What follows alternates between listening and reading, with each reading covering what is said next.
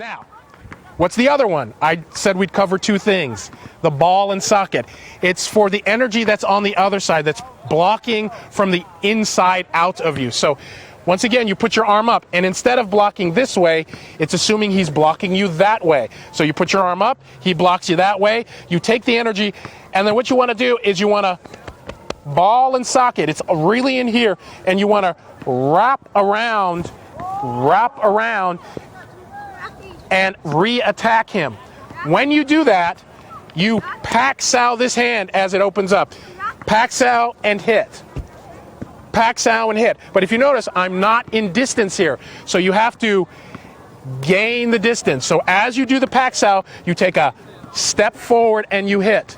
Okay? He hits you, bang, around, hit. Now, the big issue is when he's hitting you, I do not want you to disengage, because that's what it looks like, that you're disengaging backwards. But what you're really doing, you're pretending like there's a corkscrew that runs up his arm, and then when he hits you, you screw up his arm, like his arm was a screw, and your arm was the nut that was screwing up his arm. So when he hits you, you screw up his arm. And if I kept screwing, it would screw up his arm, but that's one corkscrew that goes straight up his arm.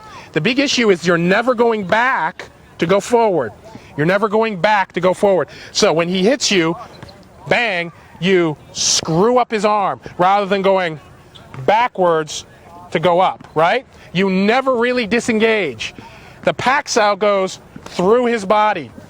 So he hits you, bang, bang. Bang, bang. You see that? The step happens with the pack-sow when you go forward and you screw up, okay?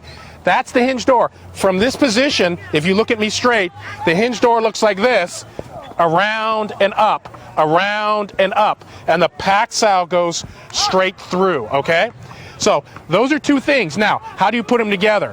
What you do in line, you just sit here, and what he wants to do, he just hits you kind of very easily so you can feel the energy. He hits, and you do that. You come back to position, he hits, and you do that. Doing them correctly each time, boom.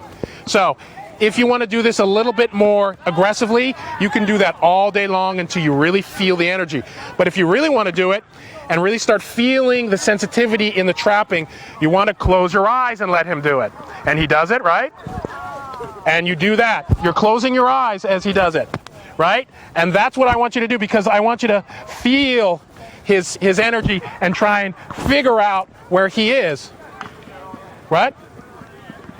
So you want to really figure out what he's doing. Apparently there was some sort of sound thing that went on there, but the big issue is you want to get away from using your eyes to identify the energy and use the skin and your forearm to identify the energy, so that when you're hitting and he hits, bang, your arm just reacts to his energy. Do you understand? You just go, yeah, and he blocks you, bam, and you just roll over him. Because eventually your arm should be like water, and you just roll over the rocks, which are his blocking system.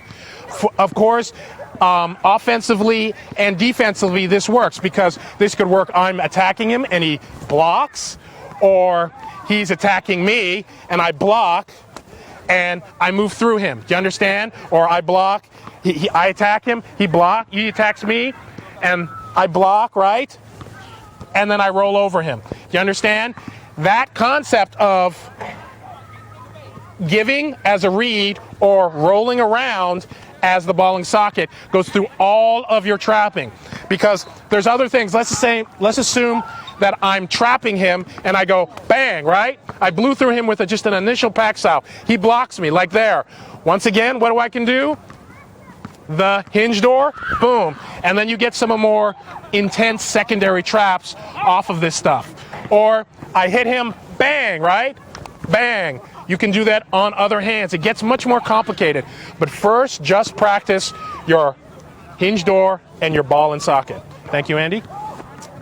And that's what we're covering today. If you have any questions about what I just showed you, just put it on the comments area down below. It's very easy.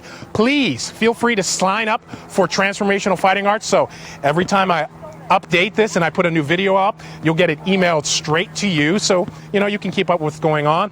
Also, remember, all this stuff is free, and the only way I'm able to put up any of this information is through your donations. So I have a donations button at the bottom of this page.